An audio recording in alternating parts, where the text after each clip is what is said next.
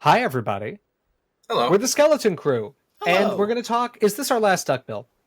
No, it's not. No. We still have Parasaurolophus, and Indeed. maybe some others. Right. But it's At least it was one of the last duckbills. How about that? Because today we're talking about Edmontosaurus, or as I wish we could call it, Anatosaurus. Because But we can't. that's we should be able to, but we'll talk about that later. Indeed, we shall. Couple brief plugs for you. Stickers are available on our Etsy page, as are some pins that are still left over. Go get them now. We have, unfortunately, been forced by global economic conditions to start charging shipping on our orders. But if you support us on Patreon at Junkarsukas tier or higher, you will not have to pay shipping on any of our Etsy orders. So if you're inclined to support the Skeleton Crew, but just haven't really found that thing that's going to get you over the finish line so that, to actually get you there and signed on to our Patreon, maybe that free shipping is enough of a benefit to make you do so. We tremendously appreciate the support of all of our patrons. We could not do this without you guys. But obviously we recognize that that's a financial burden. And so we encourage you, if you can, to support us in the completely free ways that you can through this here lovely native YouTube interface. It's all around me. That's why I gesticulated like that. He's trapped. Now that I'm done begging for money, I can tell you who I am. And I'm Dr. James Napoli. I'm a research instructor at Stony Brook University's Renaissance School of Medicine. My name is Amelia Zietlow. I'm a PhD candidate at the American Museum of Natural History. My name is Scott Johnston. I am the vertebrate paleontology fossil preparator and technician at Harvard University's Museum of Comparative Zoology. I'm Alexander Rubenstahl, a PhD candidate at Yale University. And I'm Dalton Meyer, also a PhD candidate at Yale University, and I'm currently being jostled around by all of these Edmontosaurus walking in and out of frame, and now laying right in the way. And together, We're the Skeleton Crew. Hell yeah. I'm looking at this now. I may be changing my opinion about what species it's supposed to represent. Is that Yeah. so? I think so. Well, we can talk about that later. We'll talk about that later after we reveal what creature we're talking Yeah, about. the Man, mystery. what could it be? Could it be it's Edmontosaurus? it's Medonton. It's him. They're gonna walk Oh, right through that guy. It's gonna be so funny. Oh, It's blocked by Blocked by dinosaur. dinosaur. He won't. Oh my god. Well, Well, all Well, right. we're not gonna get to see the animation. Tequila. No, we're gonna see the animation. You could just speed up time. I'm assuming direct control. You're going to scoot him away. Yes. Dalton, what dinosaur are next?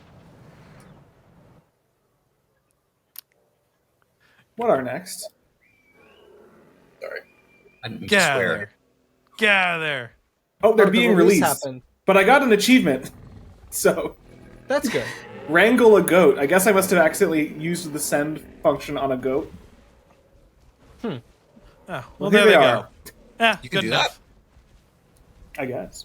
God, they are beautiful. They are quite beautiful. Oh my god, it's so pretty. This is one of the rare cases where, like, I know that this animal is in both Jurassic World and in Prehistoric Kingdom. This, to me, is the canon Edmontosaurus now. This is just what I imagine this animal looked like. And, oh my god, it's so pretty. I think we're going to get some harsh comments for that one. We might. I vastly prefer this model over or even just this coloration and stuff over the Prehistoric Kingdom one. Like, the Prehistoric Kingdom one's great. It's really, really, really good. This is what Edmontosaurus looks like to me in my head. Okay. I Hey, think I think I'm when gonna- you play Prehistoric Kingdom, your opinion may change. It might. Although, I mean, they're very similar because this is also just one of the most accurate Yeah, it's another Julius Chutney. dinosaurs. yeah, this was version. in the promo art for the Jurassic World movie, right? I remember seeing The something like website. that. Yes. Yeah. Yeah, it's along with Suchomimus and some of the other critters, a Julius Chutney design. Yeah. Although, interestingly, the Julius Chutney one didn't have the soft tissue crest Oh, No. because it was done before that was known. oh. I gotta Oh tell my you, I God, hate it the was. crest. I mean, I know it's right, You No, I hated also the don't. It's just such a stupid addition to the animal. It's It like, is. oh, by the way, it had this dumb little comb. I don't know. I Like, don't know what you're talking. It I looks agree. so good. What is wrong with all looks of really you? bad. It looks like a dumb hat. yeah, it just has like, oh, this is the Alright. only time I've ever sympathized with the people who, like, scientists are ruining dinosaurs, like putting feathers on them. Can a man no, not that's have fine. a hat? You know when someone wears a beanie and the top like squids up because it's Oh, like yeah. too big? That's what it looks like to me.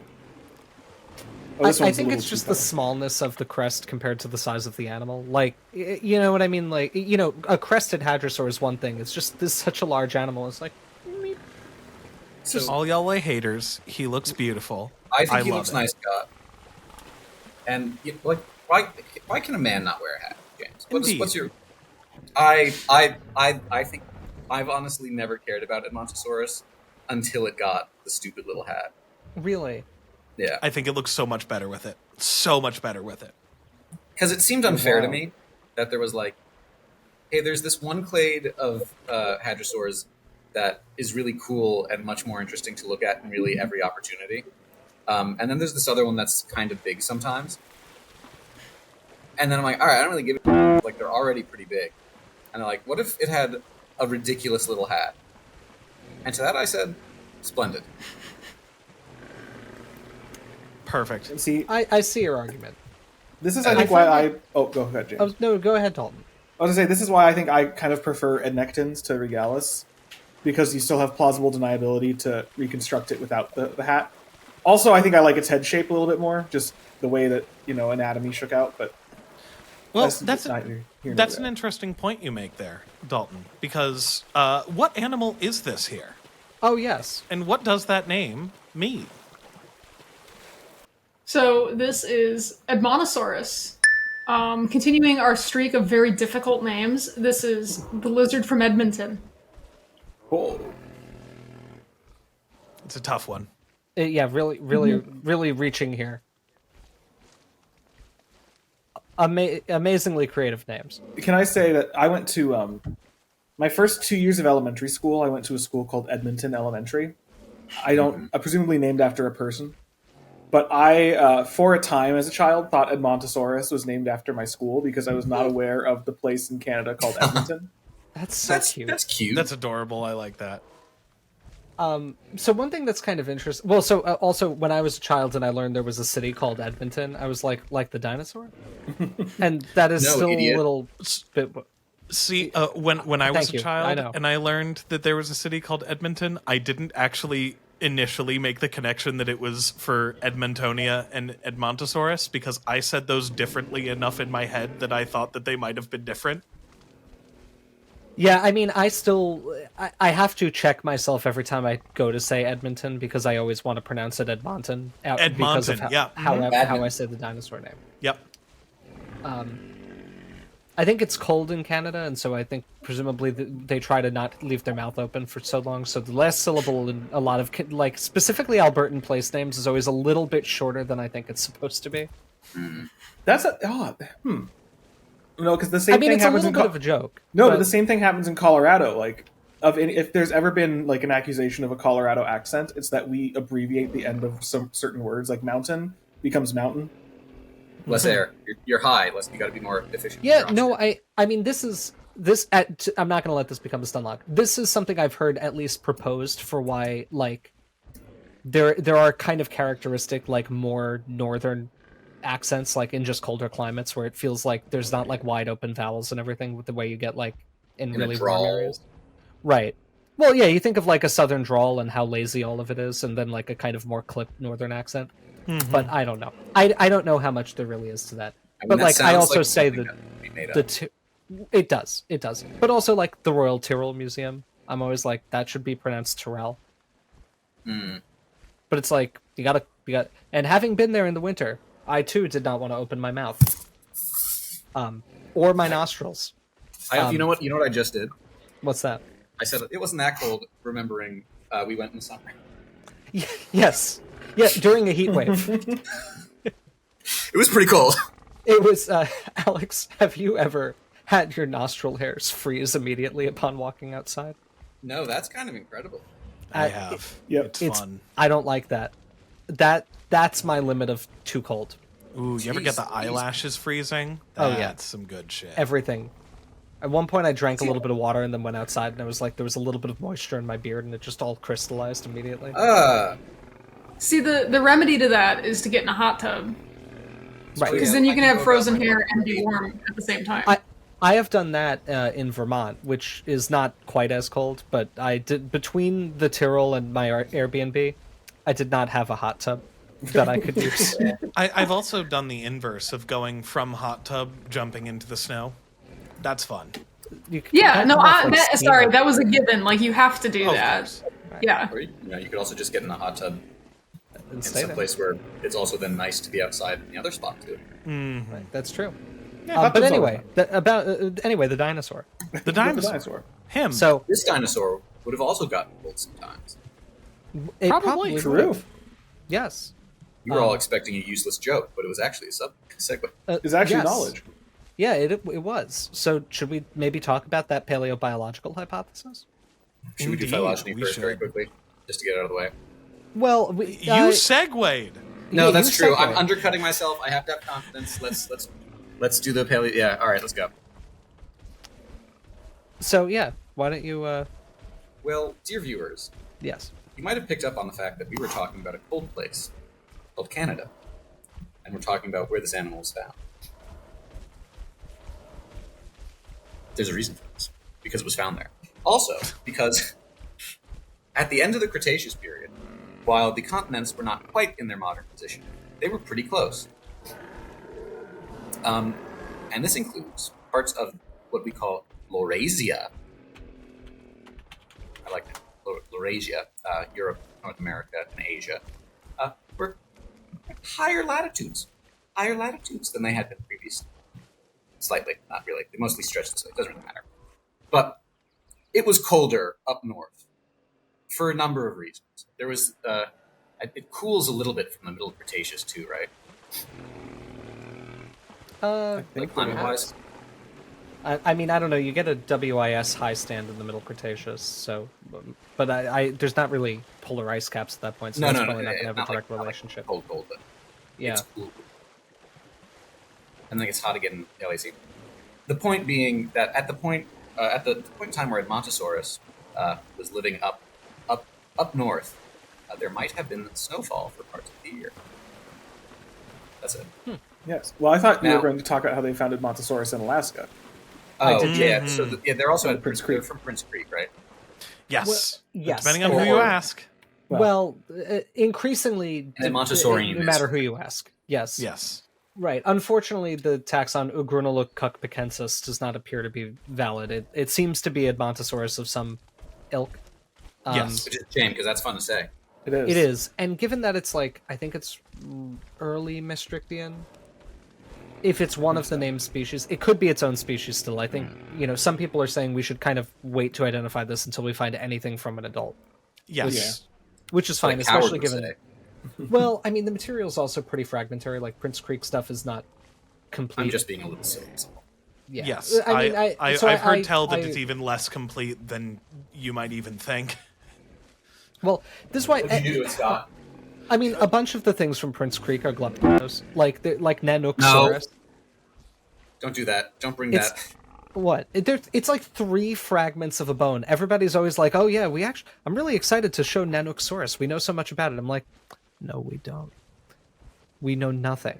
It shouldn't be in Surviving Earth," is perhaps what I'm saying, because It's a they're going maxilla, to just. and anything to change about it. It's not a maxilla. It is a piece of a maxilla. Ooh, slow down there. Yeah, right. A maxilla is vastly overstating the amount of bone that was found for that animal. So anyway, this is to say the stuff from Prince Creek Formation might be a distinct species. Given that it's early Maastrichtian, if it's one of the 2 species that's currently known, it might also just be Edmontosaurus regalis at the northern extent of its range. Yeah. And that's interesting because they're north of the Arctic Circle, even accounting for where the continents were then. Which means that even though they're like, it's not a modern. It's not a modern Arctic environment. It's not like there's going to be polar ice caps or something. but it's going to be dark for half of the year, and it It's would gonna get presumably cold. get quite cold. Right. Yep. Now, Which is another interesting. thing that I think is super interesting about, like, just the cold adaptations of Edmontosaurus, and, well, kind of to dovetail off of a glib point that James made there earlier about its depiction in glib. documentaries. So, did you guys ever see that, like Polar Dinosaurs Discovery documentary that was basically like the Walking with Dinosaurs 3D movie, except it was from the perspective of an Edmontosaurus? No, Is that the one where they like crash through the water and a mosasaur comes and eats some of them? Yes. I've literally Yeah. never And yes, heard I've of that seen one. So it's basically it's the same thing where it's like, but it's following a young Edmontosaurus going on a like migration with the rest of his herd as the winter months are coming up in Alaska and being pursued by Nanosaurus and all that sort of stuff. And I think at one point there's a Pachyrhinosaurus that is getting dementia and at some point starts to see the Edmontosaurus as a threat, and it's really sad and really awful. I have a rude But question. okay, go on. Are they smart enough to get dementia? Like, how is a Pachycephalosaurus's like? I don't know. It state might of be that being it was. I forget exactly what was going on with it. It might have just been that they mentioned that it's getting old enough and adult enough that like its senses are getting dulled, and it every once in a while Oh. starts to confuse the baby Edmontosaurus with a threat. I think I misunderstood. This is not like they're anthropomorphized, are they? No. These are I they see. do not talk. So it's just like at some point the baby. I didn't mean to explain as much of what happens in this documentary, but people ask for it. questions. At one point, the Edmontosaurus gets separated from the rest of his herd and ends up tagging along with an older Pachyrhinosaurus as just protection, as sometimes happens with mixed species packs that migrate and all that sort of stuff. And the Pachyrhinosaurus just starts degrading over time and starts to see the young one as a threat, and That's not fun. it's really sad. But what I was going to get at, and the reason why I was using this as a segue, is we know so much about Edmontosaurus that there is some really interesting, solid evidence to show that Edmontosaurus, despite living in these colder environments, probably didn't migrate. Yeah. So one of the interesting things about a dinosaur like Edmontosaurus that is so incredibly well known is that we have a large enough sample size to say interesting things about it. So there was a paper that I looked at that was doing an analysis of the oxygen and carbon isotopes that are present in the teeth of Edmontosaurus. And this also has some implication, or this also goes into a bit on the tooth formation on Edmontosaurus and shows that each of the individual teeth that are present in the mouth of an Edmontosaurus probably were fully formed within like a little over half a year, which is also insane because of how many teeth these guys have. So they have, for I believe it's Regalis, they have up to 53 columns of teeth per maxilla and 49 per dentary, with up to 6 teeth in each of those columns at any given time, which would give a grand total of over 1,200 teeth in the head of this animal at once, which is bonkers. So I've made the joke to my friends before of it'd be really funny if at the end of the original Jurassic World movie, when the kid very weirdly and very much has the hand of the screenwriter come up his butt and speak out his mouth of like, we need more teeth, you know, how children talk. And an Edmontosaurus just shows up and starts fighting Indominus. It's like, hey, you said more teeth. But so with these teeth being formed within a little over half a year cycle, that means that having 6 teeth in those columns means that we have like roughly a 3-year time span preserved in the mouth of these dinosaurs at any given time. And oxygen and these isotopes of oxygen or carbon are incorporated into the teeth while an animal grows and eats. It's you are what you eat sort of thing. And it gets those from the foods that it's eating. So we're able to kind of roughly correlate the type of food that an animal is eating with the isotopes that are present in the teeth. And one of the things that this paper shows is that there seems to be a annual change in the isotopes that are being preserved in these teeth, which would indicate that the types of food that these animals were eating was changing throughout the year. And with animals that migrate, they generally do so to stay within a temperature band to eat the same foods. Think of like how wildebeest do it. And granted, they're not doing it in the way that they're like escaping a massive cold or anything, but they kind of just move throughout Africa eating the same types of grasses throughout the whole way as they're chasing the different temperature bands. And with Edmontosaurus showing this, as opposed to the relatively stable isotopes that we would expect from an animal that is migrating, it seems like they're this is an indication that they were actually staying put throughout those cold winters. Cool. Yeah. Well, that That's cool. And there is a paper I had forgotten in our brief discussion about this earlier that I think also confirms this. I had thought it was with other animals. This is Pat Druckenmiller's paper with Greg Erickson, Don Brinkman, a few other paleontologists, where they were looking at the fauna in the Prince Creek Formation. And the Prince Creek Formation, as we said, the material there is not preserving inarticulated associated specimens. Like, you're not getting Dinosaur Park or Hell Creek type preservation. You get mostly isolated elements, but you do have a lot of teeth, which tend to hold up better than other things. And what they documented is that there are perinatal, or at least extremely small teeth from every clade that are associated with adults that are also found there. And so one piece of evidence from this paper is, we don't think these animals were migrating because they wouldn't be raising their young in the Arctic Circle if they were migratory. And also, the schools suck. Yeah, they well, raise right. your young somewhere else. Well, but also they're they're finding this signal for everything, like the troodontids, the dromaeosaurs, the tyrannosaurs, the ceratopsians. They're finding tiny teeth that go with enormous teeth that are presumably from the adults, and so that was a piece of evidence that they had argued. Additionally, which is interesting. There's even further evidence from the histology of Edmontosaurus to indicate that the polar ones were not migrating and were overwintering in Alaska. It's a paper by Anasuya Chinsamy and colleagues. They looked at the bone histology of Alaskan and Canadian Edmontosaurus, so what they classify as polar and temperate.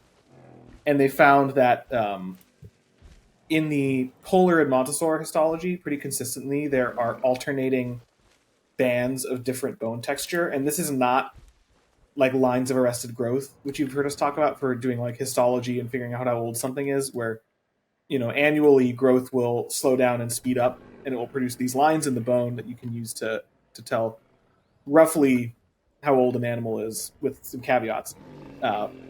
But this is a different phenomena where the arrangement of the blood vessels in the bone is changing completely. And it's these concentric bands. And it's happening a lot in these polar Edmontosaurs, and it's happening only occasionally in the temperate Edmontosaurs, and they have several explanations for this. But the simplest one being that these bands probably do represent times when the animals are struggling with lesser available energy and food, and that sometimes happens for the temperate ones, but it consistently happens cyclically for the polar ones, which seems to be a signal of them overwintering in the polar darkness.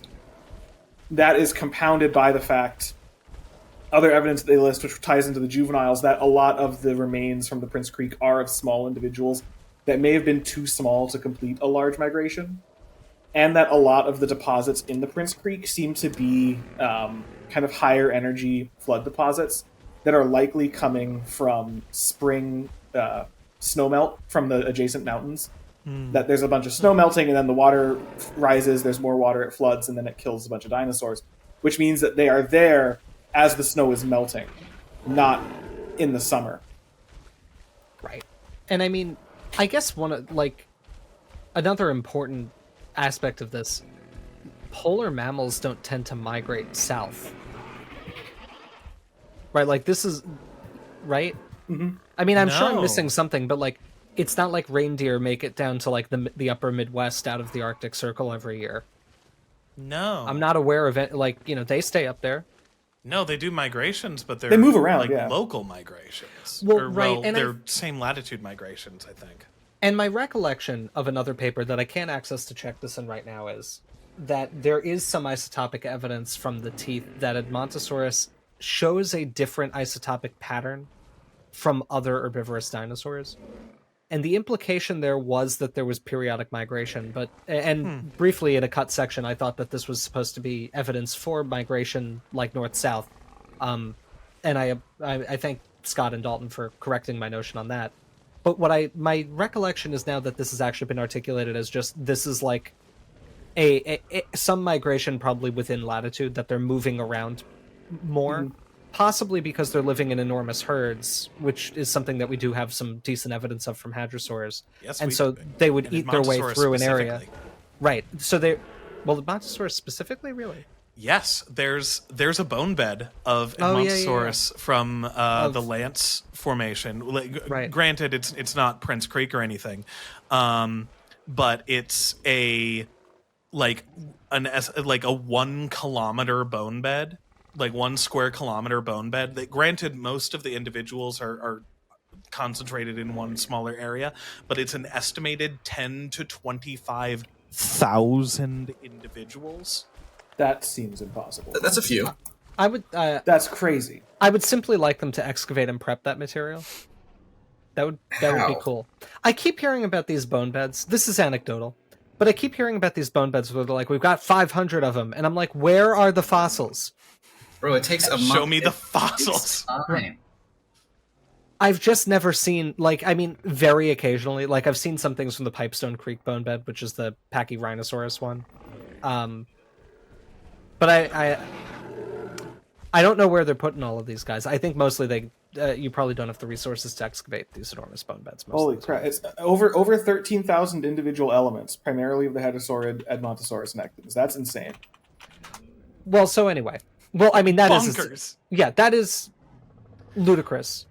But just to this point before we move off of it entirely, if you're living in enormous herds and you're an enormous animal, you're going to eat all of the vegetation that you can eat in an area. Mm. And I think the idea that's been invoked is maybe the different isotopic signature in these animals is not that they preferred a different kind of food, but my recollection is that it was just like a broader range of isotope values. And the implication was maybe they're just moving around and they're going to other geographic areas, whereas ankylosaurs and ceratopsians might be staying put. Yeah. And kind of not moving that far in one lifetime. James, I remember you mentioning in a previous episode where we talked about some higher latitude dinos. It might have been even in Pachyrhinosaurus, where you were kind of confused as to it's dark for half the year. How does this ecosystem support these animals? And you might have that might be it. They're just moving around so much. Right. That was probably me. The degree of exasperation sounds like it. Yeah. It does sound like you. Oh, thank you. This was found, I think, by the team from Southwestern Adventist University, where Scott and I have been. Yeah. Yes. Yeah, so that Edmontosaurus bone bed is, I think, their locality, which means I actually have seen some of this material. Is that where the big one's from? It might be. I wonder. Oh my god. Oh, we'll mention that. Man. We will mention the big one. But I think the big one. It is important to say that the talk of migration.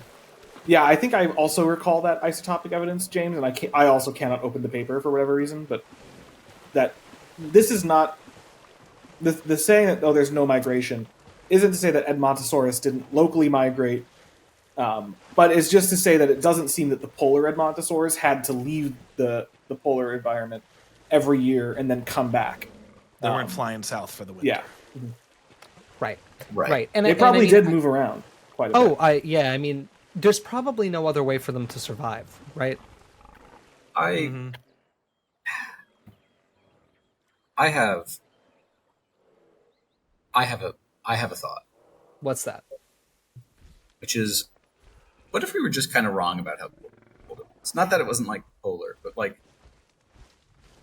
What if it's just a little warmer than we thought? Yeah, sure, maybe it snowed.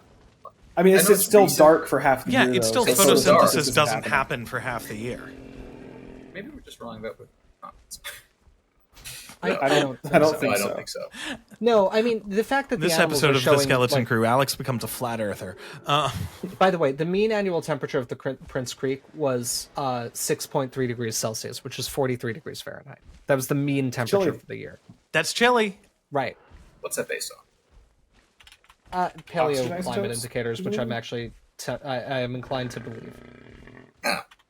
I'm inclined to. I don't. thermometers. They say apparently the Cambrian Ocean was like 105 degrees Fahrenheit on average, which seems like 50 degrees centigrade. I don't know. Some of that stuff. What is? Okay, so the mean annual temperature Okay. in Boston. Is that? Do they actually have this?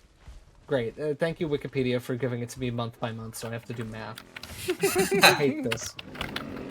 It's higher than that, though. It's definitely higher than that. It's got to be at least in the 50s. Wouldn't be surprised. In the Windy City.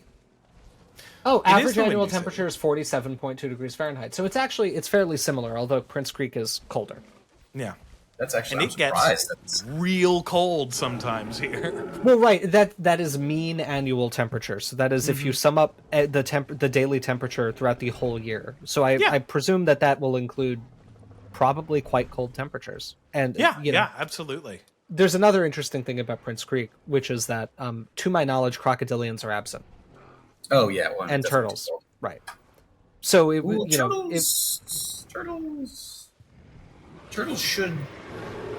I mean, you have turtles in like cold parts of Canada today, like yeah, cold relative to. but I Right, do- but those are turtles that have evolved in an ice house, Oh right, not like a soft-shelled turtle. Yep.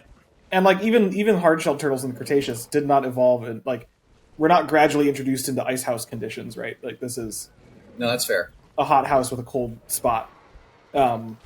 But it seems that I'm not sure all of the paleo temperature proxies, but at least some of them is also pollen, which is I think Pollen you know, is I believe decently that- good for especially the Cretaceous where plants are getting more understandable. yeah. right. Yeah, no, I mean, I would be very. Anyway, I'm inclined to believe that it was pretty cold. I mean, at the very least, like Scott said, half the year it's dark and photosynthesis does not right. occur. Right. So that's going to be an environmental stressor. But this is interesting for one reason, and I think, or perhaps for many reasons. But the reason I find it interesting is that this is very good evidence that Edmontosaurus was something we would call warm-blooded. Oh yeah, Yeah, have to be. Right.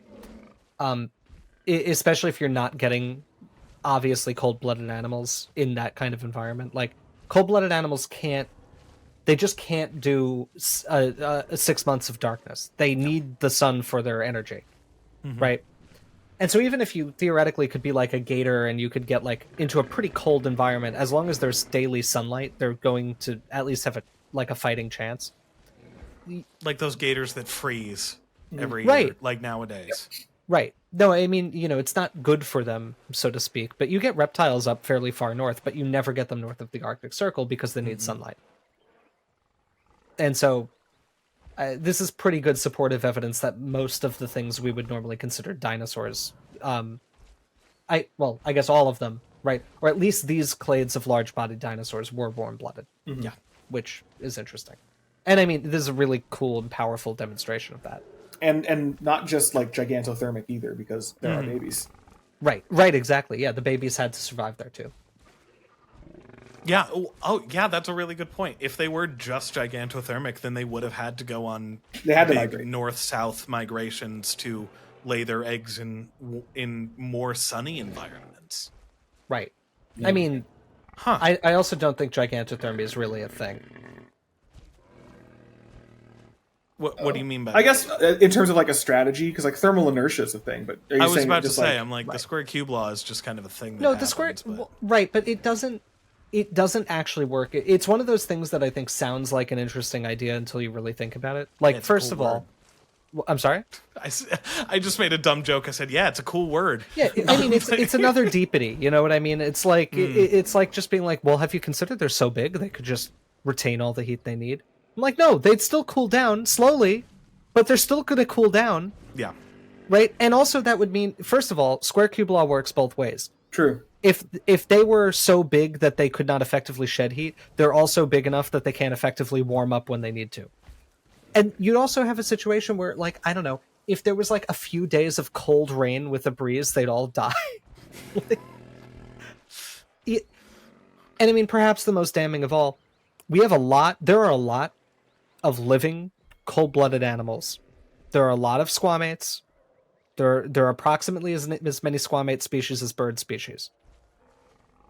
There's crocodilians, which are not particularly diverse, but they're numerous. Mm-hmm. And they get pretty large, as do big squamates, and big turtles get big. And none of these lineages have become gigantothermic. We have no evidence of that ever happening in their history. If this were a tenable thing that an entire clade could use to avoid having to have a warm-blooded physiological, like, apparatus, while also being large and being active, all of these clades would have already done it. If it's just as simple as the square cube law making it like, oh, you can be warm-blooded without being warm-blooded if you're just big enough. No, you can't. Correct me if I'm wrong, but is that kind of what tunas and big sharks do? That's not what they do.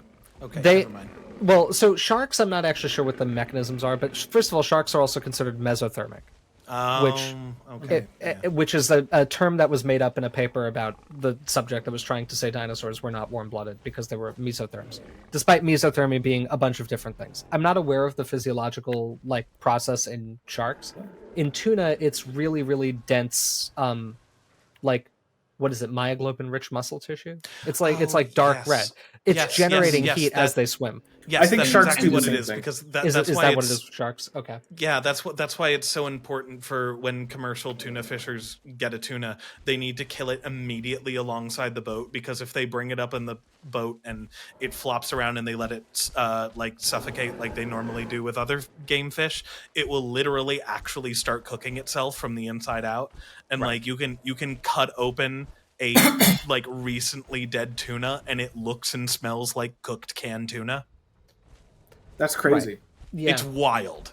So I don't believe in the gigantothermy thing. There's a specific that mechanism or that style. They're heterothermic, right? Like they're different parts of their body they can maintain different parts of their body at higher temperatures. Right. Well, as far as I'm aware, that tunas and sharks, they shunt blood around, right? That they heat it up in their red muscle by swimming, and then it goes immediately to vital systems that need. I think energy. so. And I mean that to my understanding, that's also what tegus are doing, because tegus are also capable of heating up their body temperature and being facultatively endothermic. But my understanding is it's muscle activity.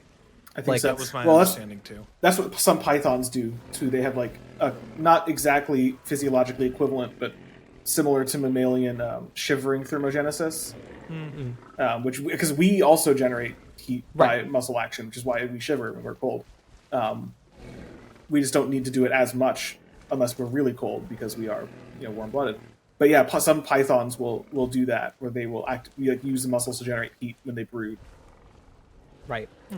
Yeah. So I mean, all of that. This is not to say, I'm not trying to say that there aren't ways to have interesting thermal physiologies, but being warm-blooded is mostly about having a vastly higher metabolic scope, because your body is constantly generating energy. And the cost of that is that you're essentially you've got your car idling and you're revving the engine. So you're going to be burning through a lot more fuel. But you're also able to maintain really high activity levels for far longer than a cold-blooded animal could. And the idea with dinosaur gigantothermy was that it was this supposed secret third thing or cheat code where they could not have the metabolic cost of being endothermic, but have all the benefits because they're maintaining a high body temperature. No, I just had the dumb thought of video game terms. It's not even a cheat code. It's exploiting the physics engine. But you can't actually, because if you get too cold for too long, you still die. And I think I don't think that system would be stable at all. right? Yeah. And like any sort of momentary perturbation would ruin it. And I would suspect that's why you never get like a 30-foot long, multiple ton crocodilian that's becoming an active warm-blooded predator again. Like, Yeah, you And know, it's- or turtle or monitor lizard or something like that. and I can see in my mind's eye, The splinter of it. in the splinter of my mind's eye, I can see the argument being like, oh, well, maybe, it's something that you had to evolve through, like, sauropods are like, they're big but special way, with specialized bones and specialized pneumaticity and like weight reduction. That doesn't work because ornithischians don't have any of that, Right, and they get about and as they big. get huge, and it's also been proposed for them. So like, Right. Yeah. maybe. Yeah, no. And I mean, I think part of it is also implicitly to deal with, like, how was there enough food? And maybe, because if they're all warm-blooded animals, their food demands are like 10 times higher than a cold-blooded animal. And so, we often think like, oh, how was there enough food for all these massive animals to live in these ecosystems? There was.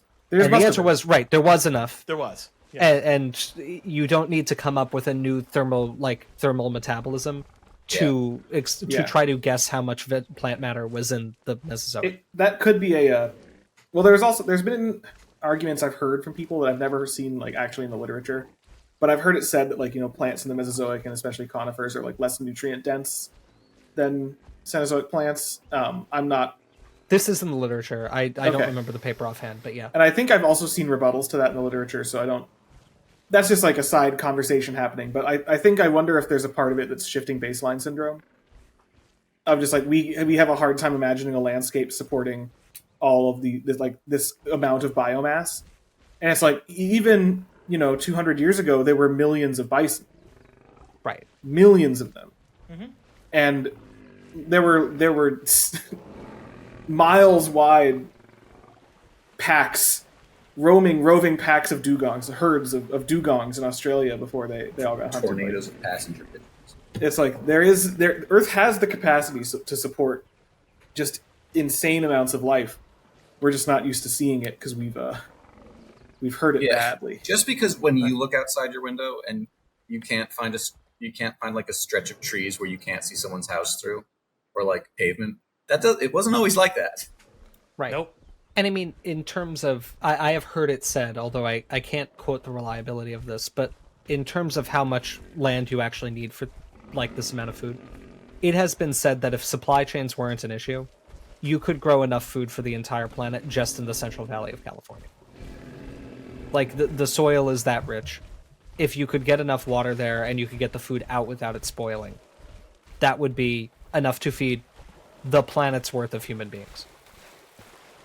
Which would be great. You can't do it practically, but what I'm saying is that would feed 8 billion people. So if you then sum that over the entire land area of planet Earth, it's fine. Especially when there are no ice caps.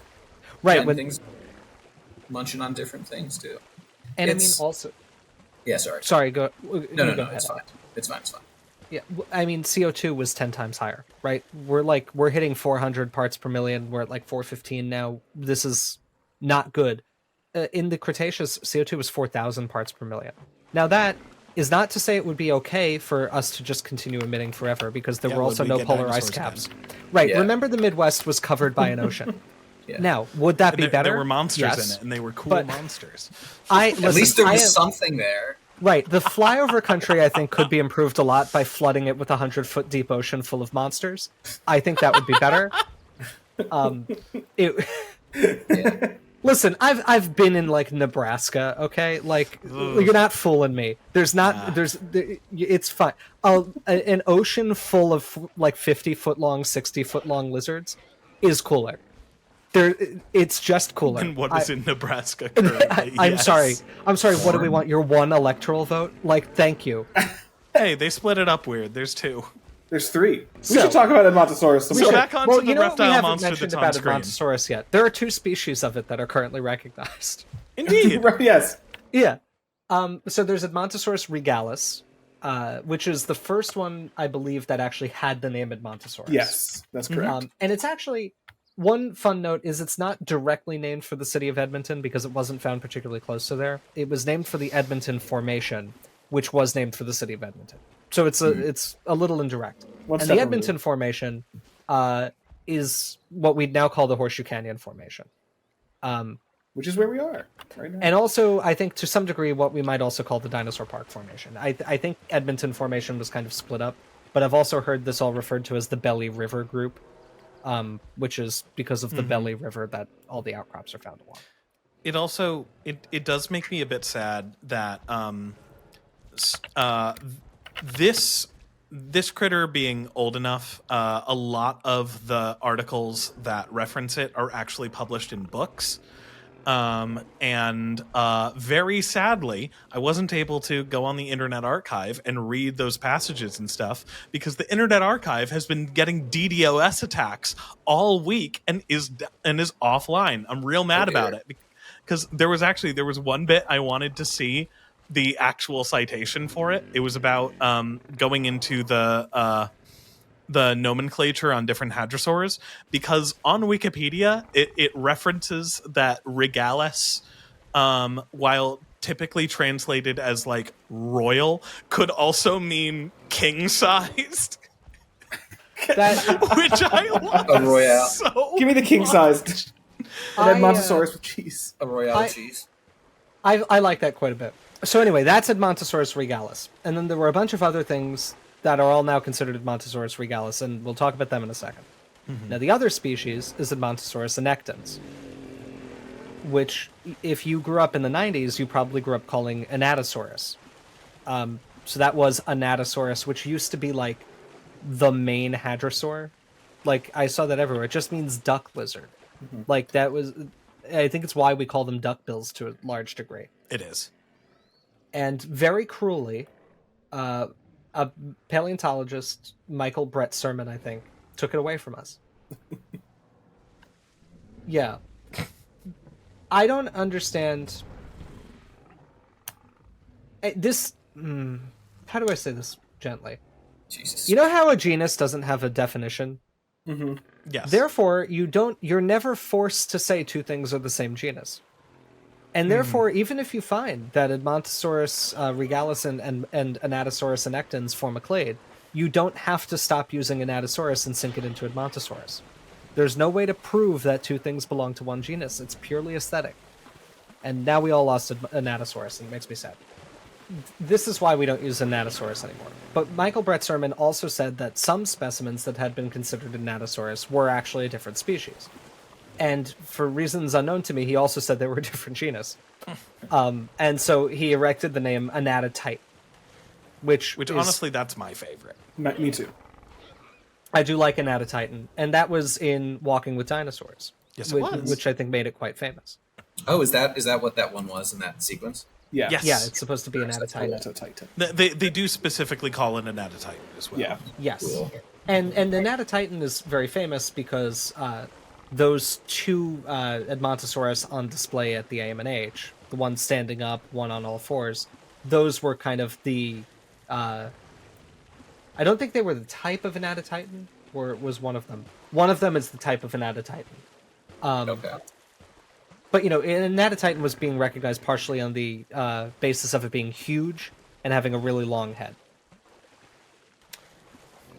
And wouldn't you know what happened? The ontogeny crowd got to him. So what happens? Well, we find a huge sample size of these. Hadrosaurs tend to be the most well-represented dinosaurs in Western North American faunas. It's between those and ceratopsians, but in my experience at least, hadrosaurs preserve well more. Yeah. Like, there's a lot of isolated Triceratops bits, and Triceratops may be the exception that proves the rule here. Yeah. But in general, like, ceratopsian bone beds usually don't have, like, an abundance of really well-preserved stuff. But I have seen gorgeous, gorgeous hadrosaur fossils all over the place. Oh my god, yeah. So we have a lot of things that are in the Edmontosaurus zone, one might say. And there's a few other taxa that were named along the way. One of Quite a them is few. this animal called Thespesius. I hate that name so much. Thespesius edmontoni. Sounds like you're sneezing. And another is Edmontosaurus saskatchewanensis. And so we wound up in a situation where in the Claosaurus, too. horseshoe Claosaurus... Well, Claosaurus is probably other things. No. Clayosaurs. Oh, Yeah. that sounds better. It does. Yeah. That's why I say it that way. But so we had these 5 duckbill species from the latest Cretaceous of North America, from the Horseshoe Canyon Formation that's exposed in Alberta, and the Hell Creek and Lance formations in the U.S. And so in 2011, Nick Campione and David Evans published a statistical look at these animals. And they showed that if you bin them by stratigraphy, you get essentially just 2 distinct growth trajectories. So the things from the Horseshoe Canyon Formation are Thespesius and Edmontosaurus regalis. And it actually turns out that the one Thespesius specimen just fits right into the growth series of regalis. Which, yeah, I buy that. And Edmontosaurus saskatchewanensis seems to be is like the smallest individual from the later Cretaceous stuff. And if you group them and Edmontosaurus annectans and and Anatotitan, you also seem to get one trajectory. And so they've concluded based on this, there's actually only 2 species. A Grunalook could be valid. It would probably be Edmontosaurus cuckpicensis at this point, which would be fine. But I think we're kind of awaiting more detailed material of that stuff. Yeah. And current prevailing opinion seems to be that it's probably regalis. Yeah. Which, fine. I have a manuscript coming out very soon that deals with questions like this. Will it be out by the time this video's up? God willing, and the creek don't rise. But we'll see. The creek's currently doing quite a bit of rising down in the south. Well, that's not where my creek is. Oh, okay. Yeah, no, my creek's up here. It's Dawson's. Oh, okay. I'm in Dawson's Creek. Well, I don't know if it'll be out yet, so I'm not going to really say too much about things at this point. But that wasn't me trying to tee you up for like no, say that's it. fine. It was more just like hey, you could say that it's out or something. Yeah. Well, what I will say is I have reasonable confidence in this interpretation being correct. I think, yeah, my confidence is reasonable. I don't think it's impossible that there's a secret third taxon lurking within this material. Like, looking at the quantitative plots, I don't think it's a dumb idea. But it's not... It's not unambiguous, is I guess what I'm saying. But it's probably right. I certainly don't think Anatotitan is valid anymore, which I used to think. Heartbreaking. Well, unfortunately, it is just true. Anatotitan This hurts skulls the look dolphin. distinct because they're crushed. And so, like, they are longer, but their longness is more in relation to the crushing than anything else. Right. But this kind of skull shape here, with a kind of more prominent brow and a little bit of a curve in the nose, which we see in this animal on screen, is more consistent with it being regalis, which makes sense of why they would make this one have the flesh comb, and also why we have put it where we've put it. And Dalton, Yes. why don't you tell us about that? Well, so we've put it in the Horseshoe Canyon Formation, along with our other denizens of it, including Albertosaurus, Atroceraptors you might have seen scurrying around, and our Pachyrhinosaurus and Struthiomimus, which makes for a nice enclosure. It really does. I have in the past also put these in the Hell Creek because in Hell Creek enclosures because we only have one, but it does look a little different than Edmontosaurus nectans, and I think there's good, like James said, there's good reason to suspect that this model is really trying to evoke regalis, this downturn of the snout, and the biggest one being the comb, because that is known from soft tissue that was preserved in a specimen of Edmontosaurus regalis. It's a very cool specimen. For a long time, we kind of touched on this, but it was kind of assumed that Edmontosaurus didn't have a crest because, as we'll discuss in Phylogenum, the Saurolophine hadrosaurs tend to have either solid, small, bony crests or no crest at all, compared to the Lambeosaurian hadrosaurs, which have the hollow, big crests that are integrated into the nasal system. And so you're like, okay, Edmontosaurus doesn't have a bony crest, so it probably doesn't have a crest at all. Probably no headgear. And then they found this fossil, quite a nice fossil.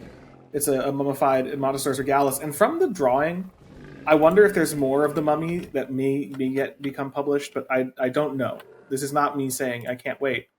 This is just me saying I don't know, because they got very lucky in that at least the part that was preserved was the back of the head, and it's kind of tilted back up on itself. And we'll throw an image up, and there is this just big kind of waddle-looking thing preserved on it that's got these gross scales.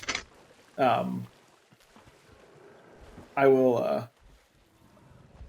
put the image in our Discord so everyone can see what I mean when I say that they're gross. They're just big, round scales. And it showed that at least Edmontosaurus regalis has this little comb of soft tissue, which is interesting. And kind of, not troubling, but it's strange to think about, at least for me, that this group that loses the bony crest still retains headgear, but just entirely soft tissue. That, like, there seems to be some conserved, I don't want to say wanting, right? But the having some kind of display structure on the top of the head is conserved even when the bony part is lost, which is interesting. But like I said, there are mummies also of Edmontosaurus annectens, and I think in fact they're more common than mummies of E. regalis. They're at least the most famous ones. Certainly at least the most famous. But to my knowledge, one has yet to be preserved that has soft tissue from the back of the top of the head. So we don't know if E. annectens had a little hat or not. And so, to my pleasure, it is still plausible to reconstruct it without it. Even if one might say the more conservative approach would be to reconstruct it with the head crest. Yeah. And it has been something that has been a little bit of a paleo art pet peeve of mine, is that people often use the presence or absence of a head crest as like the defining feature between regalis and annectens, or even going so far as to say that like, oh, it doesn't have a head crest, that means it's annectens, when we do not have anything to definitively say that. And if anything, a soft tissue structure like this, I would like super extra buy as sexual dimorphism. I would not be surprised if females did not have these, which makes it a little funny that in Jurassic World, all the dinosaurs are supposed to be female, and they made the Pteranodon worse and uglier in every way imaginable to make it more, air quotes, accurate to be female, and then like popping in this absolutely gorgeous hunk of a Edmontosaurus that definitely looks like it should probably have some sort of male anatomy feature on there. I didn't mean to make that sound as suggestive as I did by referring to it as male anatomy. Wow. But, on that note, I'm actually going to go. All right. Yeah. All right. See you, James. Well, no, I have to go because I'm giving a talk to the Utah Friends of Paleontology in 20 minutes, and I need to like get a drink of water, splash cold water on my face, separate water for these purposes, and recombobulate enough to then give the talk successfully. But you could do both of those at the same time. Just I could open your mouth, get a big glass of water, and maybe I will. And then you'll, yeah. Two things. One, S tier, and two, very nice. I thank you all. I thank all of our patrons, even though I will not be able to do the patron reading at the end of this video. Yeah. All right, thank you for watching, everybody. I'll let the rest of the crew send us out, and I can't wait to find out what we roll. So thank you all, and I will disappear, and the video will persist for some time longer, and then the rest of the crew will disappear as well. Goodbye, everybody. Bye-bye. Bye now. Bye, spider. Bye, spider. Oh, and okay, and it worked. We seem to be flawless, smooth transition. Okay. We were talking about mummies. We were talking about mummies, and I think we should talk more about them because there are a lot, and they're very cool. We did. Well, there are. So I did quite a bit of reading on the different Edmontosaurus mummies, and I've come away with a couple interesting points here. Number one, oh my gosh, it is wild that they're all Edmontosaurus. And number two, the Sternbergs are the luckiest family on Earth. Well, one of the things that's really interesting about the mummified hadrosaurs in general is that of all known hadrosaurids with skin impressions, 25% are Edmontosaurus. Wow. That's a lot of Edmontosaurus. It is indeed. It is indeed. So I'll give a little bit of a highlight of like, I would say the three most important Edmontosaurus mummies that aren't the one with the coxcomb, as Dalton mentioned earlier. And things kind of all started with AMNH 5060, which you can go see at the AMNH today. It was first discovered in 1908 by Charles H. Sternberg, who was the patriarch of the Sternberg family, and he was on an expedition with three of his sons. So it was all the Sternberg gang all together. So it was Charles Jr., not the hamburger place, George, and Louis, who I always forget that Louis is there. Sorry, Levi. I said his name wrong. Levi's so forgotten. You thought he was Louis. Yeah, well, it is funny that he's one of the only Sternbergs that doesn't actually have a Wikipedia page. So it is funny to see just this entire family of all these blue underlined names and then a red one. And it's just like, oh, Levi. Sad. But so anyways, the Sternbergs at the time were basically contract fossil hunters. They worked with everybody. And in 1908, they were specifically under contract with the British Museum of Natural History. So the Sternbergs were working in the Lance Formation in a locality that was a bit famous for not really finding anything interesting or important. As a matter of fact, the AMNH crews were there relatively recently and had tough luck. And these guys had tough luck as well. In that, for the first very long time of this dig, it was just like the Charles just talking about, like, we're finding nothing. And eventually they found a small fragment of a Triceratops where they're just like, all right, I guess we'll send this back to the Brits.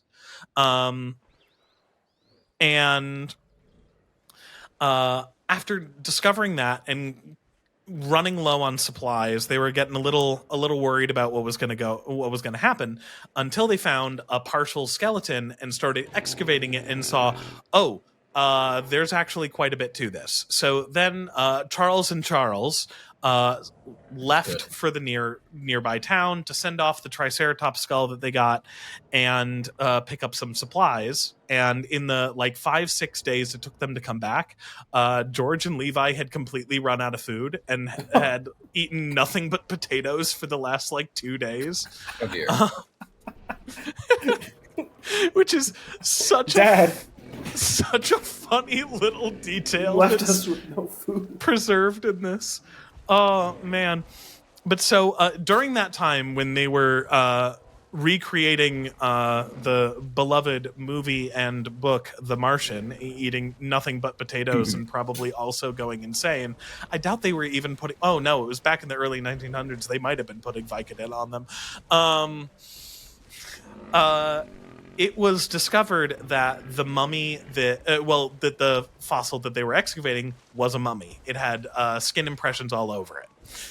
And it is kind of funny that this ends up being the first studyable specimen of a dinosaur mummy. I say studyable because there was another specimen found in the late 1800s, AMNH 5730, was the holotype of Trachodon mirabilis, and it was noted to have extensive skin impressions on it, but the dig team wasn't expecting to find that and kind of had no idea what to look for because it was essentially kind of an unknown at the time, and all of them were lost. Well, not all of them. There's bits and pieces that are still there, but it's obvious that it was way more than that. Okay. But anyways, when it became obvious what they had, It actually, so there's a fantastic quote from Charles Sternberg that says, "Shall I ever experience such joy as when I stood in the quarry for the first time and beheld laying in state the most complete skeleton of an extinct animal I have ever seen." Cool.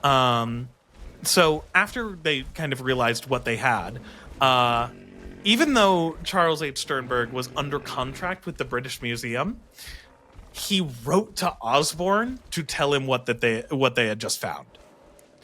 And Osborne heard about this and was seemingly a bit skeptical because he was very excited, but he wanted to send out someone on his behalf to take a look at the thing.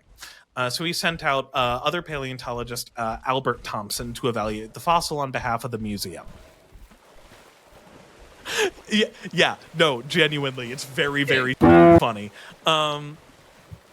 So when Albert arrived, he found that the fossil had already been encased in, quote, a flour paste soaked burlap and shellac material, which hurts my soul. And why did they not have plaster? I've seen the exhibit mounts that the Sternbergs had made. Those guys are big fans of plaster. Why did they not have plaster with them? Oh my god. It's insane. Why would they choose to do this? But anyways, so the Do you entire... think they were eating it with the potatoes? Perhaps. Maybe. They had to fill their bellies with something. So they were just eating plaster. After Thompson saw the thing, Sternberg asked for $2,000 for it, and which is over $68,000 today, which Thompson is recorded in referring to as, quote, a stiff price to pay for a pig in a bag.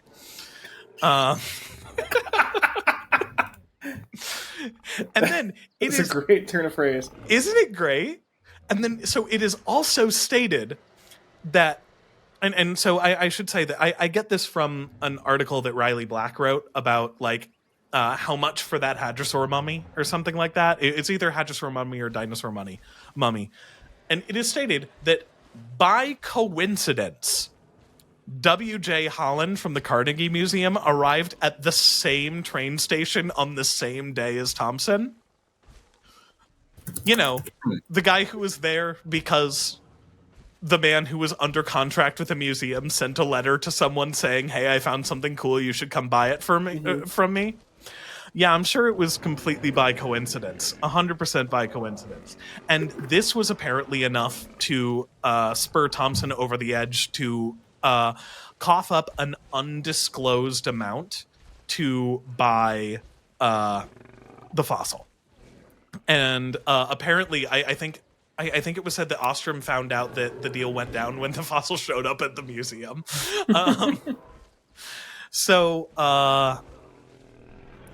This is a gorgeously preserved animal. It's like 2/3 of the entire, 2/3 of the skin of the whole animal are preserved.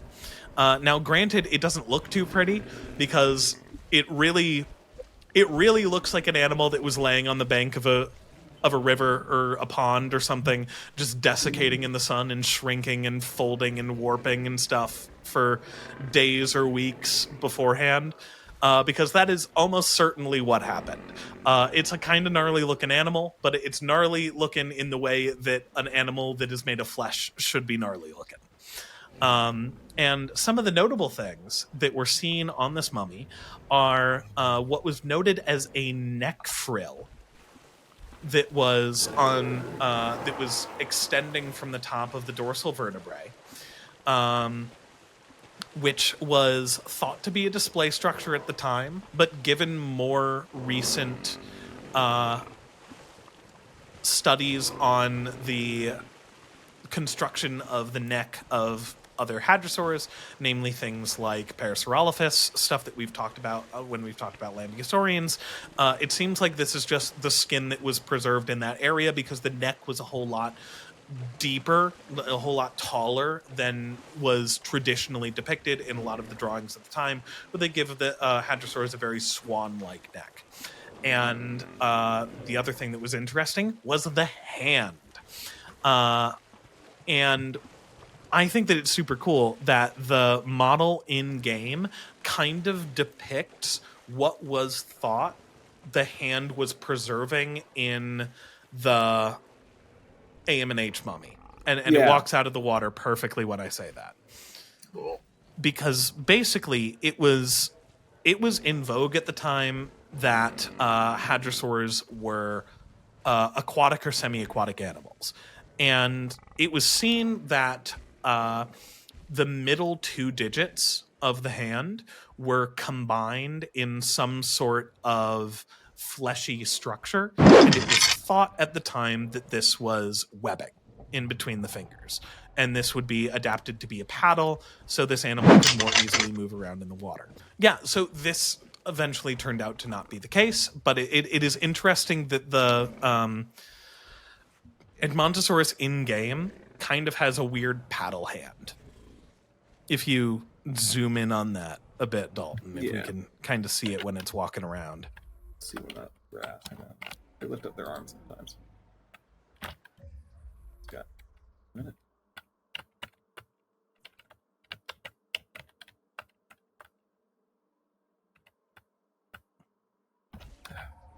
Stupid grass.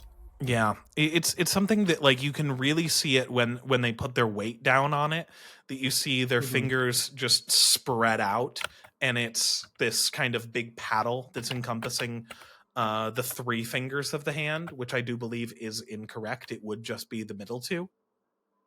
Yeah. But yeah, that's really neat. That AM&H specimen is gorgeous and super cool and was very, very important to our understanding of Edmontosaurus at the time. And what's also wild is 2 years later, those gosh darn Sternbergs found another one. They did it again, folks. They did it again. Mr. Sternberg, this is the specimen that would end up being SMFR 4036, which is located at the Naturmuseum. I don't know. Amelia, you do it. You're the one who's the German speaker. Naturmuseum Senckenberg. Thank you. That's in Frankfurt. So this one is more complete than the AM&H specimen. It is lacking only a hind limb and the very, very end of the tail. It's so complete that this one even has sclerotic rings in place. It's really cool. And it's also one that I barely ever see anybody talk about. It's a gorgeous, gorgeous specimen. And I find that the story of this one very funny because it shows character growth in the Sternbergs. That now knowing what they are capable of, they start finding a nice complete hadrosaur, and they're like, hold on, we know what we might have here. And so Charles Sternberg was determined to collect every single scrap of material that could possibly have skin impressions on it. And it is described as the most elaborate excavation the family had ever undertaken. All in all, the specimen weighed over 10,000 pounds. And the section that contained the trunk alone weighed over 3,000 pounds. And the Sternbergs might have had a lot more equipment when they were excavating this one. But one thing they didn't have was a pulley or a block and tackle. So the way that these guys actually ended up getting that 3,000 pound block out of there was by taking poplar branches, wedging them under the block, levering it up, and then shoveling sand under there, and then letting it down, and just doing that over and over and over again until it got high enough, which was about like 4 feet, to be loaded onto a wagon. And then the wagon was drawn by a team of 4 horses to the nearby train station, and by nearby I mean definitely not that, because it was 75 miles away. Oh wow! This excavation. What was that? It's like nearby. Oh yeah, it's nearby. It's easy. This excavation took 2.5 months. Wild, absolutely wild. And it's also very funny that after they got it out of there, it was offered to the Frankfurt Museum, and they managed to pay for it with the asking price, with the help of a wealthy benefactor. And then, after the sale was complete, the Museum of Nature in Ottawa reached out and offered twice what they had just sold it for. Oh. And to quote Charles H. Sternberg, I shall never forget the effort I made to induce him to give up the specimen or take another in its stead. But it crossed the Atlantic.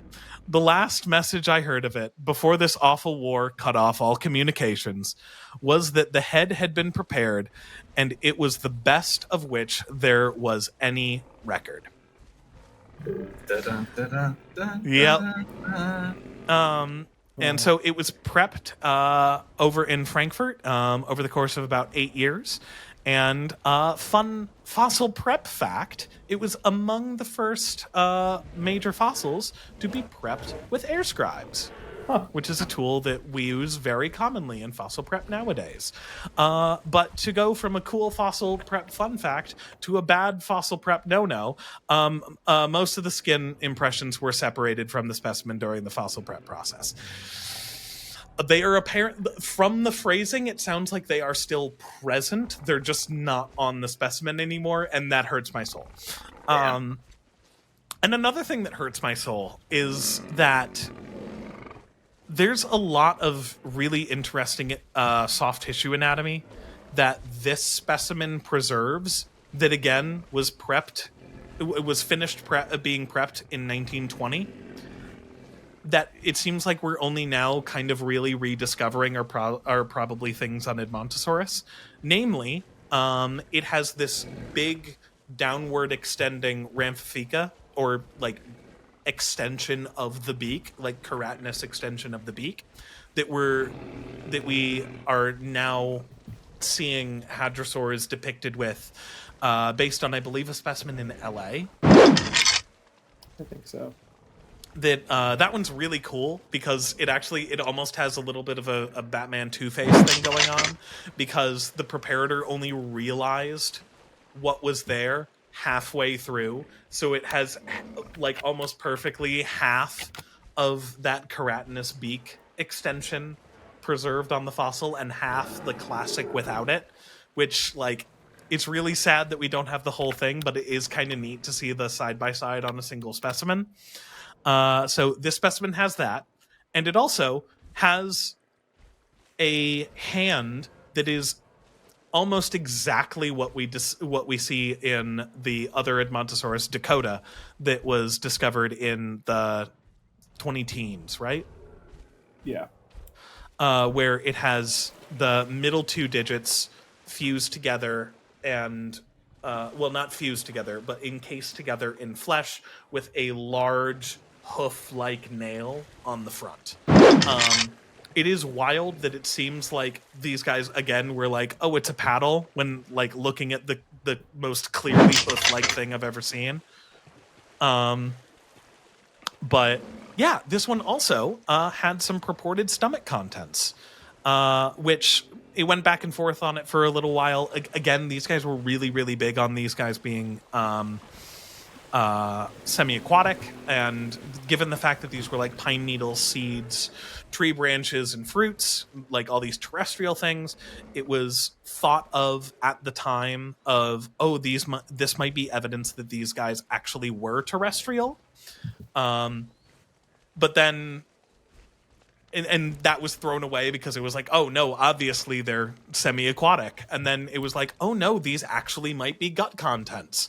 They weren't just washed in there. And then a more recent analysis is like, yeah, they actually probably were just washed in there. They're not really in the proper place to be stomach contents. And they don't match what we now know are hadrosaur stomach contents from other individuals. So Like kind of went around in circles there. But these guys were eating. There's evidence they were eating rotting logs, right? So, I think that's a different specimen. Okay. There is mention of eating charcoal and like burned material in the AMNH specimen, Okay. but it's apparently never actually been corroborated, and it was only something that Charles H. Sternberg said, and no one's been able to see it since, and it's been like, we'd need to CT scan it to actually see inside. Dang. Yeah. Damn. Yeah, and then it brings us up to Dakota, the most recent guy who was discovered. And Dakota was found in the Hell Creek Formation, actually, not the Lance Formation this time. And it was, no, it wasn't in the 20-teens. It was in the early 2000s. It was found in 1999. Oh, it was found in 99. Okay, But it wasn't sorry. until the early 2000s. I thought it was like 2004. 2004 is when it was like actually investigated. They found the soft tissue. But I That's guess what I'm thinking. more of it was like, I guess they first knew, hey, something's coming out of the ground in 1999. But Dakota is stunning. It's of all of these, it's the one that just kind of looks like just a real whole dead animal. I'm the only one who's seen it, right? I've not seen it. Yeah, it's unbelievable. Like, I knew what to expect, and it's unbelievable. Most of it is on display at the museum in Bismarck in North Dakota. When I was there, the chunk that includes the hind leg, which if you go on Wikipedia, they have a diagram showing which bits that they have. And the chunk with the hind leg was in the prep lab at the time. And it literally just looked like a chunk of a dead animal. Like, it was insane. It's not all shriveled up into a husk like the other two are. Like, it looks like it's three-dimensional. And that's the most recent paper on it is describing kind of the taphonomy or preservational reasons for why it probably preserved the way it did and not like a husk like we are used to thinking of for dinosaur mummies. Now, I mean, on that, Really, very cool. Just a question I had. It's been proposed there's something like special about hadrosaurs. Yes. So I can speak a little bit to that because I was looking up that Please. paper. I just had to find it in my many tabs. Where did you go? So this is a paper written by many friends of the channel, including Matteo Fabri, Yasmina Vieman, and Derek Briggs, in addition to Fabio Manucci. But in this paper, Matteo, they were examining hadrosaur soft tissue from the Yale Peabody Museum.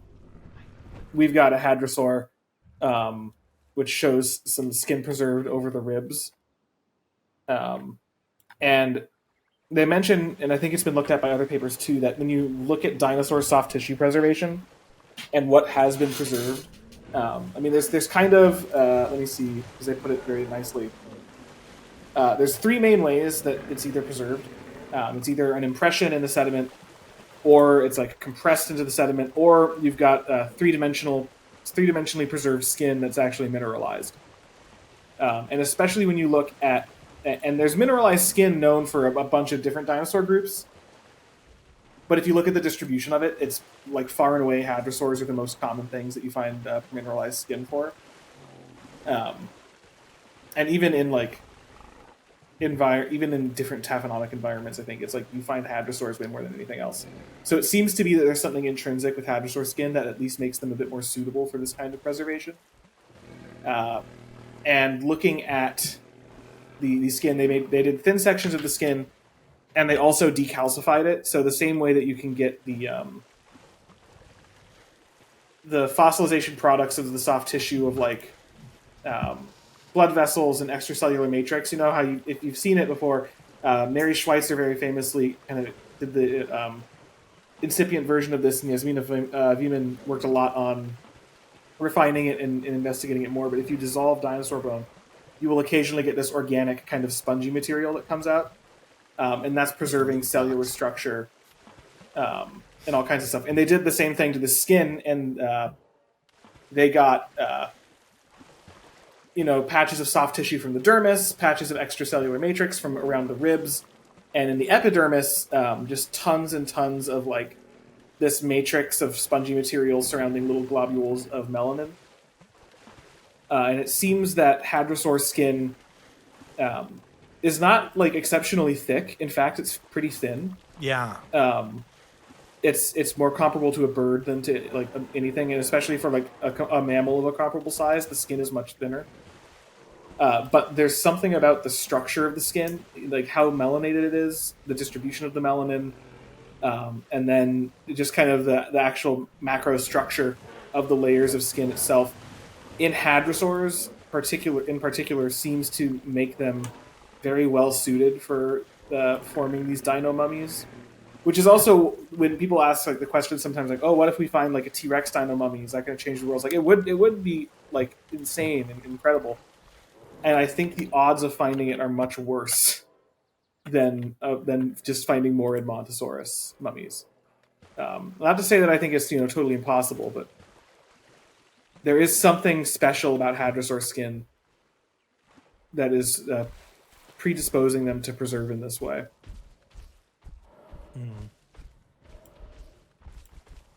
I also want to just make a comment here real quick about Amelia's point of how real and lifelike Dakota looked when you saw it.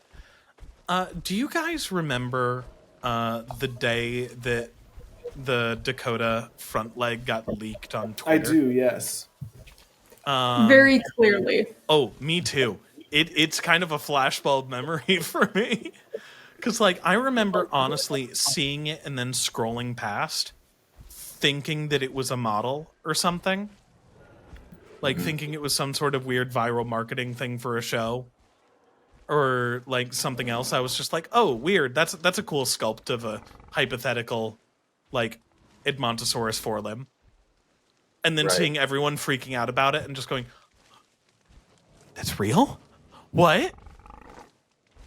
I need to see if I can find it, because that event made Brady and I get yelled at in class because we were laughing about a tweet that was made. I'm trying to find the specific tweet. It was because we were in Dr. Carr's dinosaur class, and we got to the hadrosaurs, and it had just come out that week, and Brady and I were sitting next to each other in class, and Brady just leaned over and said "clop clop," and I started losing my entire. And so the next day, when I was volunteering in the prep lab, Carr came in and yelled at me for laughing in class. Not yelled; it was joking, but still. That's like when I was taking my paleontology class, my vertebrate paleontology class with Jeff Wilson. Our section on sauropods came the day after Brontosaurus was revived, which was just hilarious timing. And I very vividly remember that the first slide on there was a picture of a Brontosaurus skeleton. It was just labeled Brontosaurus excelsus, formerly Apatosaurus excelsus, formerly Brontosaurus excelsus. And I chuckled at that pretty good. Indeed. But yeah, it is kind of, it's really cool that we know as much as we do about the look of this animal. That I've heard it said before that, like, it is argued that Edmontosaurus is probably the best known large dinosaur. That, like, it's almost everything that we can think of knowing about it, we kind of know about it. Or is preserved in some way. Right. Like, it's even interesting that, like, there are individuals that show, like, failed predation attempts where it's like, oh yeah, these guys got chomped on by T-Rex every once in a while. Mm-hmm. Which, I mean, it makes sense. It was a living thing in the Hell Creek Formation or the Lance Formation. It probably got chomped on by T-Rex. Like, as we've kind of talked about, that, like, a lot of this episode, viewer, you might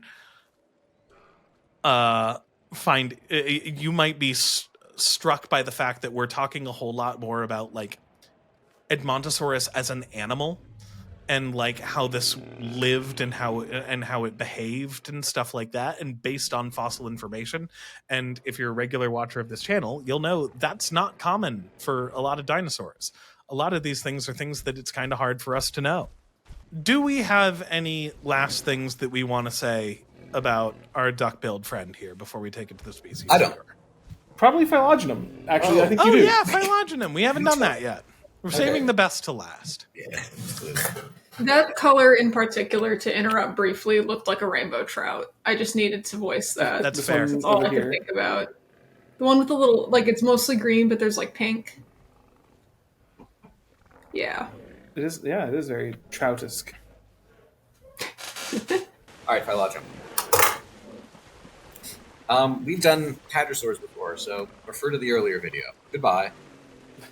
No, I'm joking. No, but whatever. This is an ornithischian dinosaur, and amongst the ornithischians, we have our two kind of main groups: the Thyreophorans and Sauropoda. And within Sauropoda, those are our marginocephalians, so Pachycephalosaurs and Ceratopsians, and our ornithopods, which include most everything else. So, ornithopods generally, there are many evolutions of larger sizes and quadrupedality, but generally begin as little two-legged friends and transition to large-bodied quadrupedal organisms towards the end of the Cretaceous. In the case of hadrosaurs, there are still many small-bodied bipedal little ornithopods, or possibly neornithischians. This is just the celosaurs by the end. But they're in the Cretaceous. They persist. They're not all getting big. But the one group that leads to hadrosaurs does, and in contrast with other early groups of ornithopods that reach large body sizes, they also make some pretty, we'll say, severe modifications to their hands and face.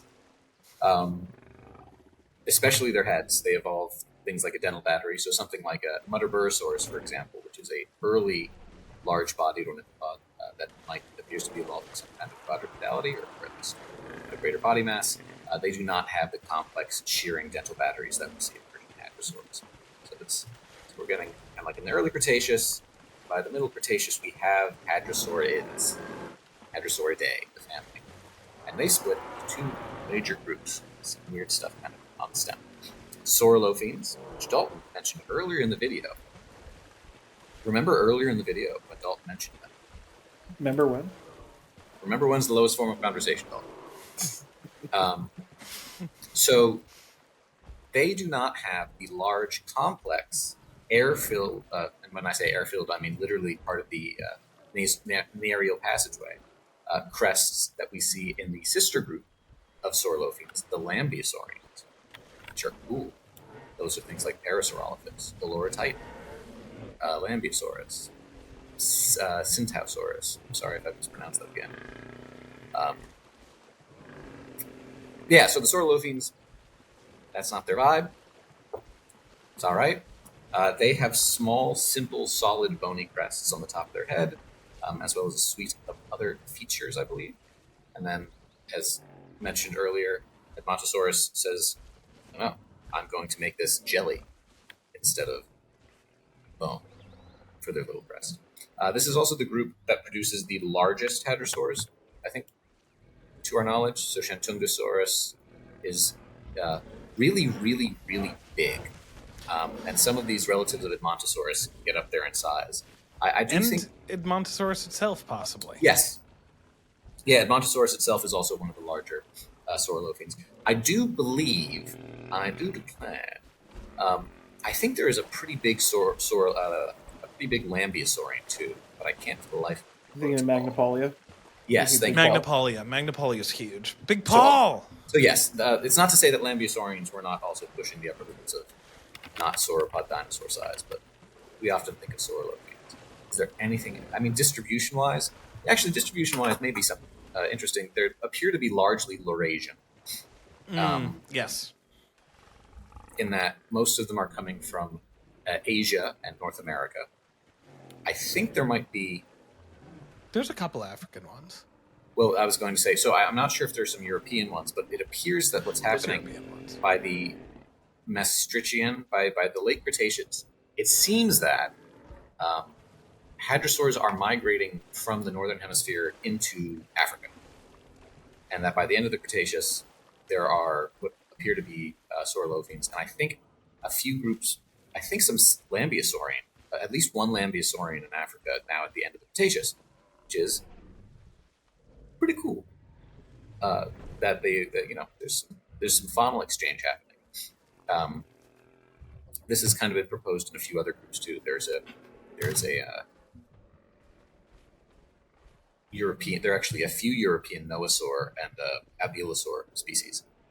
So it's been suggested that they are distributing back and forth, kind of like the North American, South American continental interchange, where species go both ways. So cool stuff. Yeah. I don't really have too much else to say. Well, back on the size thing. You say your size thing. I'm going to check a quick fact. Indeed. I do think, like, you said that they got big. I don't think that you've fully stressed how big, in that I'm pretty sure that the Saurolophine hadrosaurs are the largest ornithischians. Yes. By quite a bit.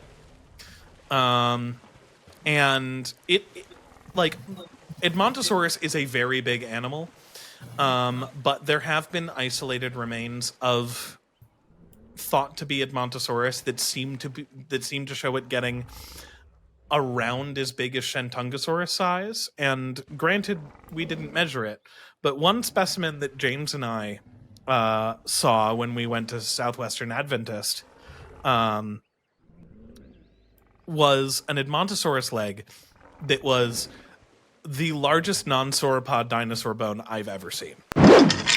It's immense. I crashed my computer briefly, so... Unpause. Hello, viewer. I crashed my computer briefly to look up a fact that I was curious about. However, it turns out tab 149 was one tab too many for my browser. Give it up for tab 149. What was the fact you were trying to look there's a group of Saurolophines, and I remembered this faintly, but I wanted just to double check. Sister to the Cretosaurini, which is things like Cretosaurus, that appeared to be a exclusively South American radiation from the Middle Cretaceous, or I think from kind of like the Middle Late Cretaceous, not like the Cenomanian Turonian, a little later. But that implies that at some point, and it seems like the group's evolving relatively late, that group of Saurolophines is dispersing into South America somehow, which that's pretty cool. All of the other ones are from North America and Asia, and appears to be where the group's evolving. So, whoa. And they also are generally smaller bodied, but not like dwarf, but like 7, 8 meters long, I think is like the bigger ones. Which seems pretty cool to me. That was the fact. That's all I wanted to share. Cool. So let's get this. I think they're called. Hold on, I'm going to look up what they're called. Ostrocretosauria. That makes sense. Very creative. Yes. So within Saurolophines, the southern ones that are close to Cretosaurus. I guess I should say that there are a few kind of groups that we recognize. They're the ones we just discussed. They're the Saurolophines, Saurolophini, and their sister group Edmontosaurini. So Edmontosaurus is Edmontosaurini. How surprising.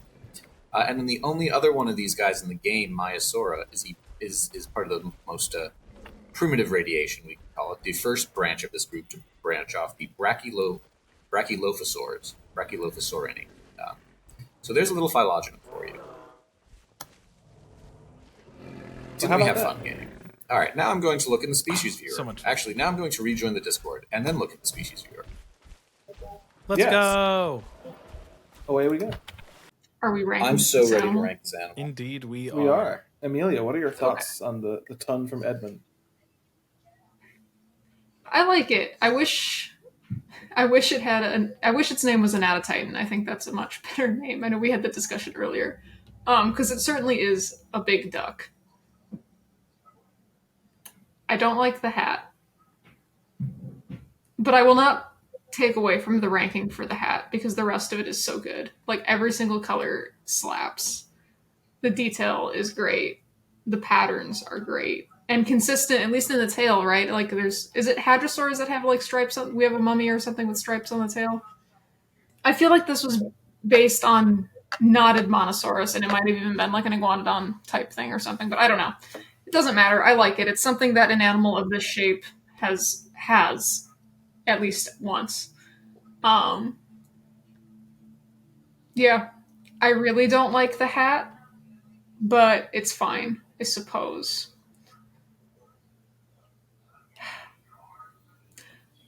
It does not have the demon hoof, but I think that is for the best.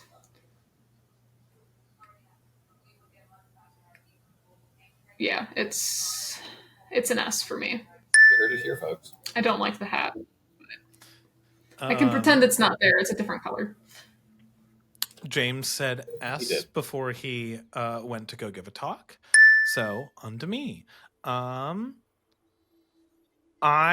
This is hands down, no questions asked, my favorite depiction of Edmontosaurus. I love this so much. It's absolutely stunning. The patterns, banger. The teal like color on the head and face, banger. The weird like tear lines that it has coming down from its eyes and like that kind of like spiderwebby almost pattern that it has on its face, banger. The hat, amazing. It brings the whole design together. I'm like the Big Lebowski. It tied the room together. It's great. I love it. It now looks weird without it. It looks bald without it. I like him with his hat. He's beautiful. He's perfect. I do kind of wish that he had the weird, awful flesh mitten hoof hands, but it is more aesthetically pleasing to see him without it because they are bad. Amelia said that yes, it looked like that one horrible close-up in SpongeBob of Patrick with his giant nail on his foot. It's awful and gross and disgusting. It's also super interesting that they had it. This is absolutely no ifs, ands, or buts incredible, and it's an example of a design that is so good it made me like the animal so much more based on this one depiction. This thing cannot be anything less than an H tier for me. It's very good. While the costume of the hater comes naturally to me, I simply cannot hate. I do wish it had the monster Good way of phrasing that. hand, but even without the monster hand, this is such a pleasing animal. It's the best looking hadrosaur in the game. Hey. Yeah, Probably. I'd say so. There's a one we haven't done that I really like. One of the skins for. A few of the skins for. But frankly, this still slaps. It's still probably the best. So I'm going to give this a solid S. S for solid snake. Indeed. I echo that this is probably my favorite hadrosaur in the game. Yeah, the only other contender would be the one that we haven't done, but this probably ekes that out for me. I really like it a lot. Normally I like Lambeosaurines more than Saurolophines, but also like Scott, this design of Edmontosaurus kind of turned me around on the whole animal. I used to think it was just kind of dull and boring, but I really, really, really love this. Even if I don't love the hat, it is at least they've reconstructed the skin pretty well on the hat. They've done a good job with it. It just is ugly, but it's not the game's fault. It's not the design's fault. It's God's fault. And I'll take it up with him. But no, this is beautiful. It's one of the most well realized models too. It's just another like it's so well detailed. It's got the little bumpities on the back that we know it had. I don't care about the hand. That's okay. It makes me not have to think about it, and I don't like thinking about it. I'm torn between S and H tier, and I think I'm gonna give it S tier. It is only because when I look in its eyes, like when I look in there, I don't see anything. I don't think that it's not that the lights are off. It's just that no lights are installed. This thing is a beast that operates without thought. and that precludes it from H tier for me because you have to think to be a hero. I don't know. That's a lame qualifier It's I'm not adding at capable of an act of heroism. Is I think. at the last I minute. think what you're trying to say. This is true. But it certainly is close to H tier, but it's very, very high S tier. It does kind of give like vacant cow stare. Like almost looking through things in the way that cows do, which I don't think we even mentioned. It has a really cute little social animation where two of them hop around at each other like cows when they're excited. That's pretty good. That. I like cows. That's pretty good stuff. It's very good. Well, alrighty. I think that with that of S's across the board and an H, Edmontosaurus goes nice and firmly up in S tier. Put it up higher. Yeah, put way, You know what? I'll put it up with the other Julius Chutney design. Yes, that's a good place for it. It's a good spot. All right. Suchomimus is up in S, yeah. No, I'm not surprised at Suchomimus. That design's great. What surprised you? Yeah, that's what fine. Surprised you? I don't want to start a fight. I'm curious. All right. Well, we'll see if we'll start a fight with the next. There are several things I don't want it to when be, we and only really spin that wheel. Don't be the thing I don't want to admit. Oh.